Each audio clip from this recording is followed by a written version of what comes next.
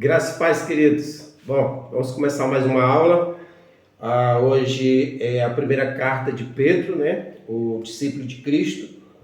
E nós vamos dar uma olhadinha nesses 5 capítulos, vamos aprender alguma coisa para essa tarde. O autor é Pedro, né? O discípulo de Cristo. Foi escrita entre 62 a 66 depois de Cristo. O propósito de Pedro ao escrever essa carta foi consolar e confortar a igreja de Jesus que estava dispersa em todo o Império Romano, sendo perseguida. Muitos estavam sendo mortos naquela época pelo imperador Nero.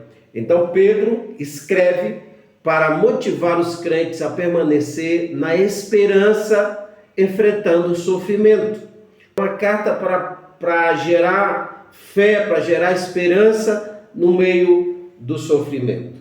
Essas 3 coisas você vai encontrar no primeiro capítulo da primeira carta de Pedro. Eleição, regeneração e santificação. O que são essas 3 coisas? Eleição é a escolha de Deus. Deus nos escolheu. Antes de criar o mundo, Deus já nos escolheu. Olha que coisa maravilhosa. Pela presciência, pela sabedoria dele, pela soberania dele, pelo amor que ele tem. Ele nos escolheu para sermos santos, para sermos salvos em Cristo Jesus. Então isso é eleição, é escolha. A segunda coisa, regeneração. O que é regeneração? É gerar de novo. Regeneração, gerar de novo. Quando Adão esteve ali no paraíso e ele pecou, então o pecado entrou na humanidade, a morte entrou na humanidade. Todas as pessoas que nasceram depois de Adão já nasceram com o vírus da morte eterna, ou seja, o vírus da separação entre o homem e Deus. Agora, Pedro está falando, nós somos regenerados, ou seja, nós fomos gerados de novo. Deus, então, fez uma nova criação em nós. Por isso que Paulo, por exemplo, vai dizer que nós somos nova criatura. Percebe? Somos nova criatura. Por quê? Pedro está dizendo, fomos gerados de novo em Cristo Jesus. Ou seja, o pecado de Adão nos estragou, nos matou, nos separou de Deus. Mas através de Cristo Jesus, através do sangue de Jesus, através da cruz de Cristo, através do sacrifício de Jesus na cruz, nós fomos gerados de novo. Nós somos agora uma nova geração, somos novas criaturas em Deus.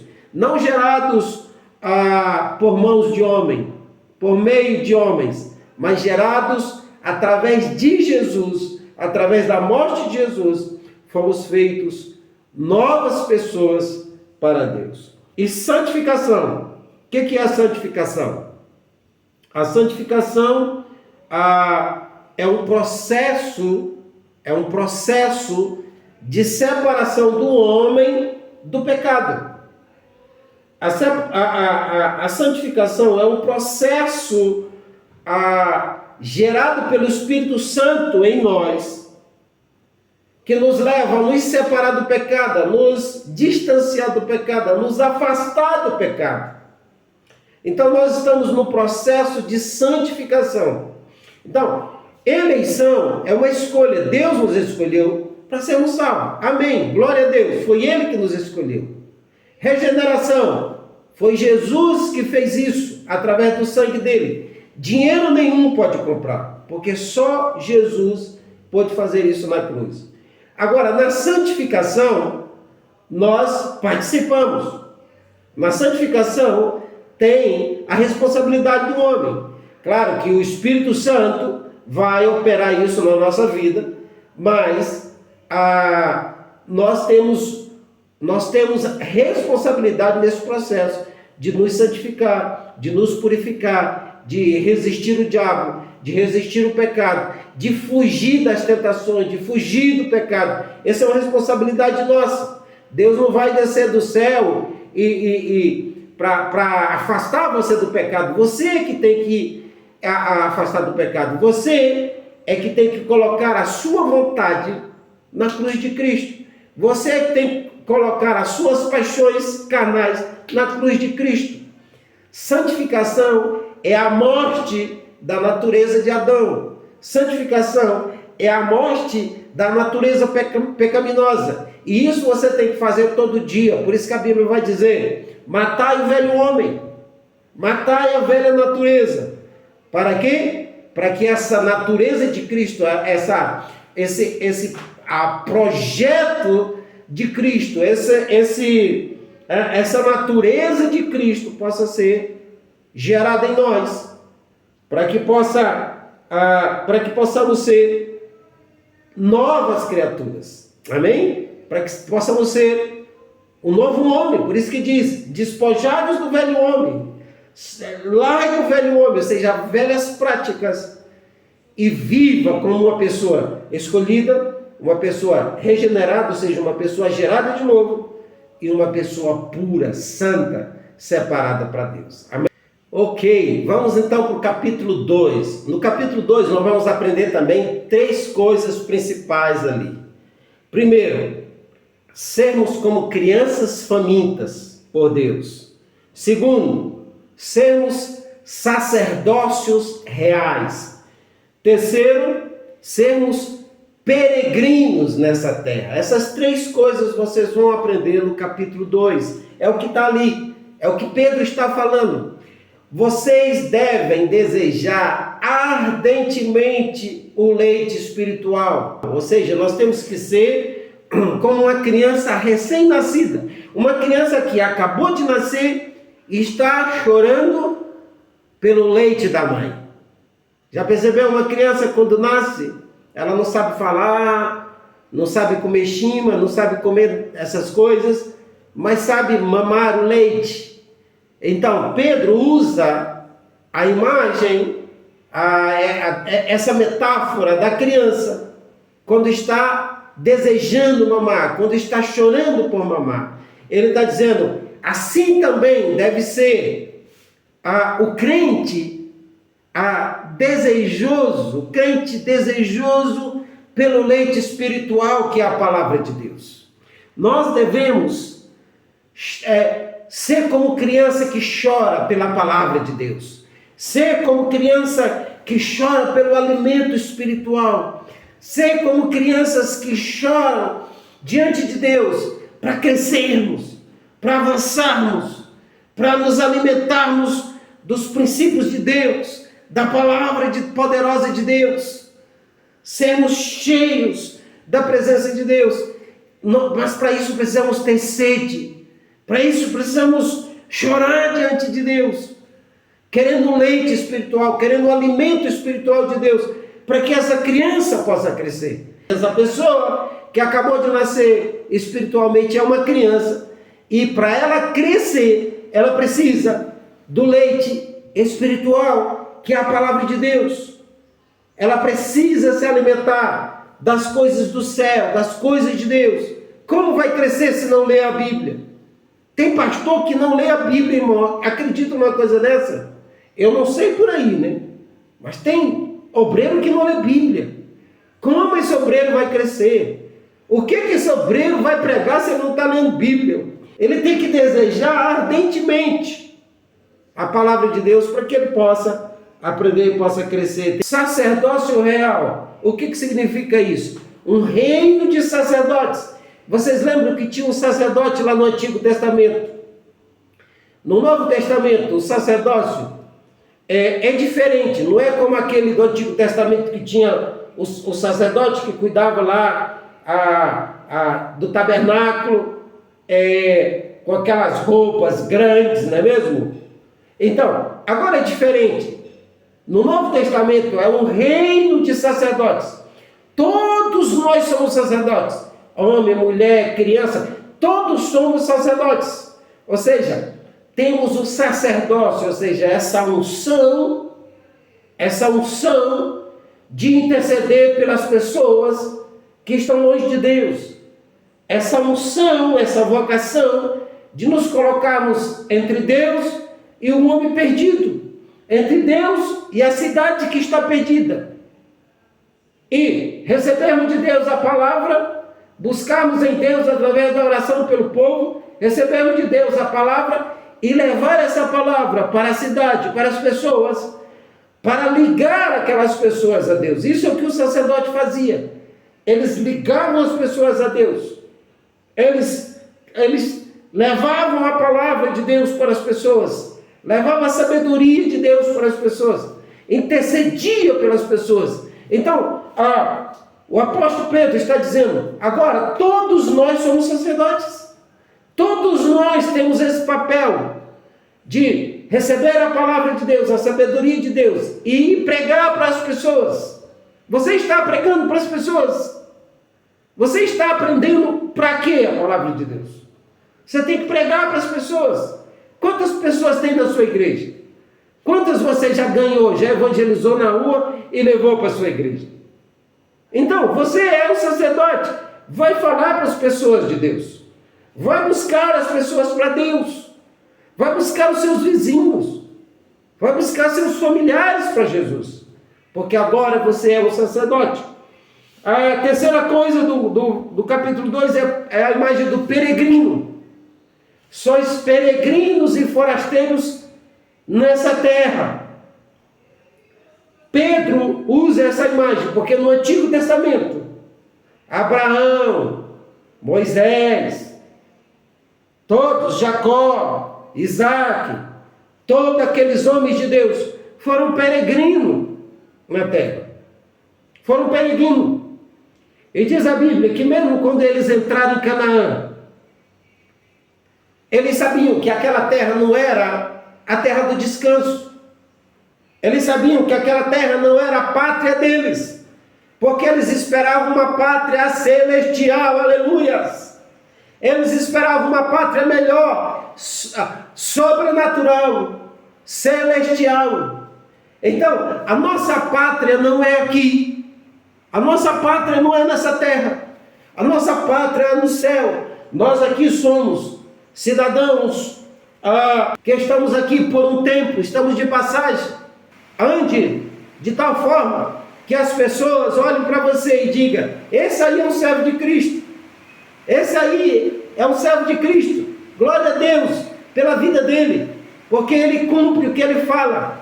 Ele vive a palavra de Deus. A palavra de Deus é maravilhosa. Vamos então para o capítulo 3. No capítulo 3, vamos aprender também 3 coisas. No capítulo 3, vamos aprender 3 coisas também.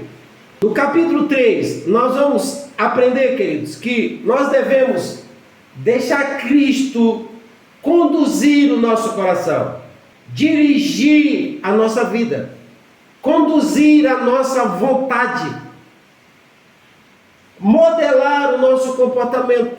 Ele é quem vai dirigir a nossa vida, para onde vamos, como vamos, o que vamos fazer, como vamos fazer. Não é a nossa vontade que domina, mas é a vontade de Cristo em nós.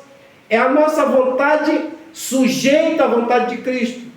É a nossa vontade dominada pela soberania de Cristo, pelo governo de Cristo em nós. Nós não vamos fazer a nossa vontade, mas a vontade do Pai, a vontade daquele que nos regenerou, a vontade daquele que nos salvou, a vontade daquele que nos santificou. A segunda coisa que nós aprendemos é que quando Cristo governa o nosso coração, a nossa vontade, a nossa mente, a esposa vai cumprir com suas obrigações em relação ao casamento. A esposa vai cumprir com suas obrigações em relação ao casamento. Aqui diz que a esposa deve ser submissa ao seu marido. Ela não deve ser escrava, porque o marido não vai escravizar a sua esposa. Ela deve ser submissa, estar na mesma missão, respeitar o seu marido. O valor dela não está nas coisas externas, mas os valores estão dentro, no caráter, no comportamento, em ser uma pessoa mansa, em ser uma pessoa que respeita o seu marido. Quando Cristo é o cabeça do homem, aquele que dirige o homem, aquele que dirige o coração, a vontade, os pensamentos, as decisões, o comportamento do homem, o homem consegue amar a sua esposa, consegue respeitar a sua esposa, consegue conviver a vida comum com sabedoria, com inteligência, sabe, viver a vida comum do casamento, respeitando sua esposa, cuidando dela, não se achando melhor do que ela. Nós não somos melhores do que ninguém, somos todos iguais diante de Deus. Amém? Se não cuidamos das nossas esposas, a Bíblia diz que nem as nossas orações serão ouvidas. Meu Deus, a palavra de Deus é maravilhosa. Então nós vamos para o capítulo 4. No capítulo 4, nós vamos aprender também 3 coisas. Aqui fala de sofrimento, santidade e serviço. Sofrimento, santidade e serviço.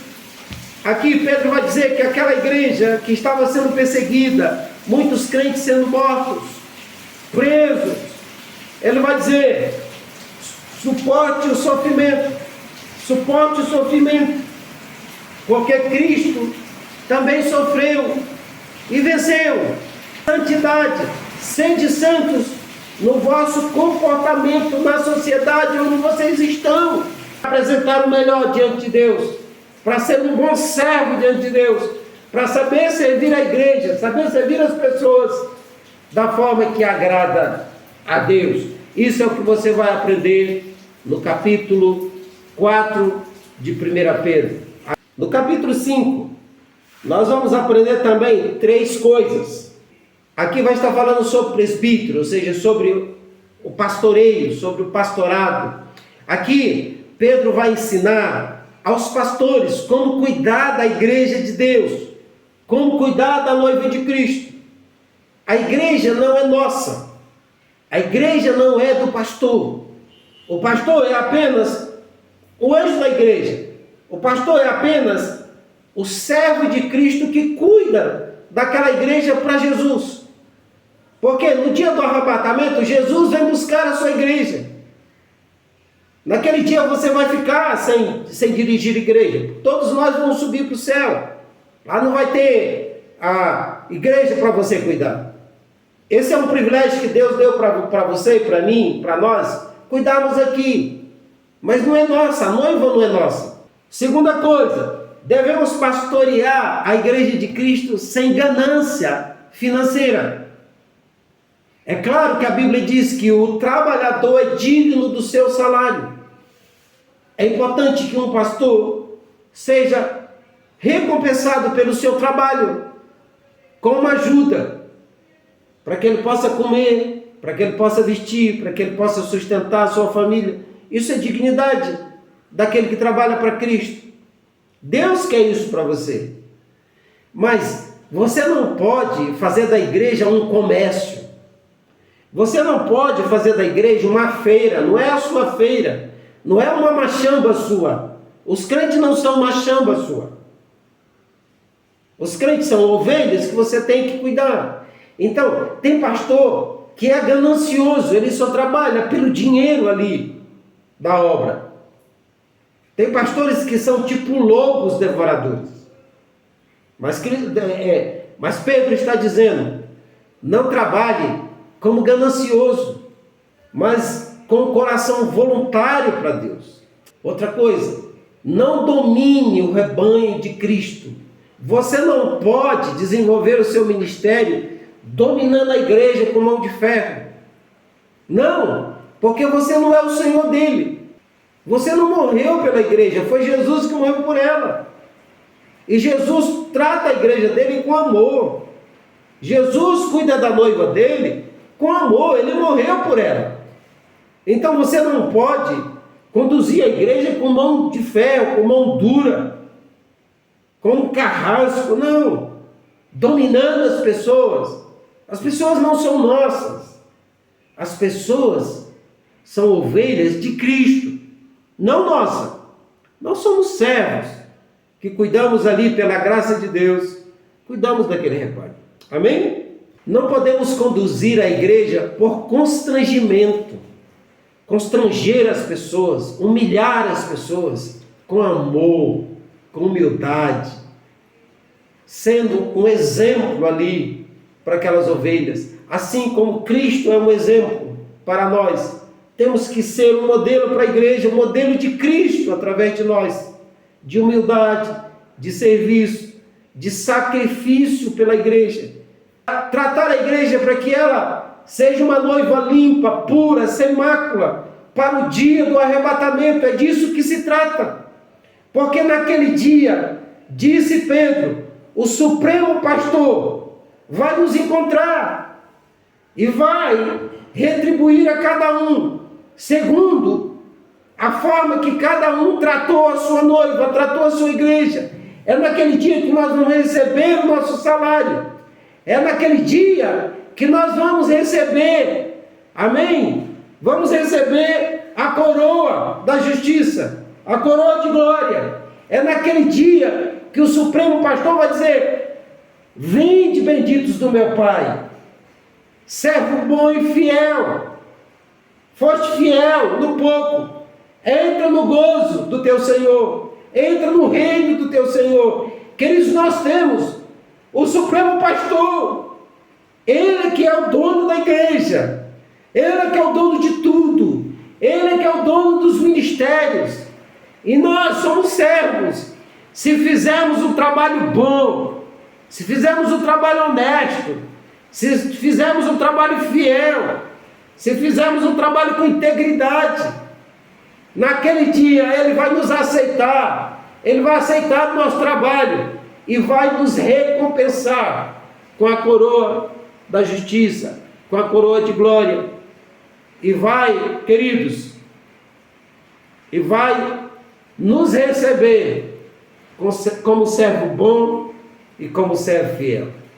Que Deus te abençoe e que assim seja na minha vida, na sua vida, nas nossas vidas, hoje e sempre. Amém, amém e amém.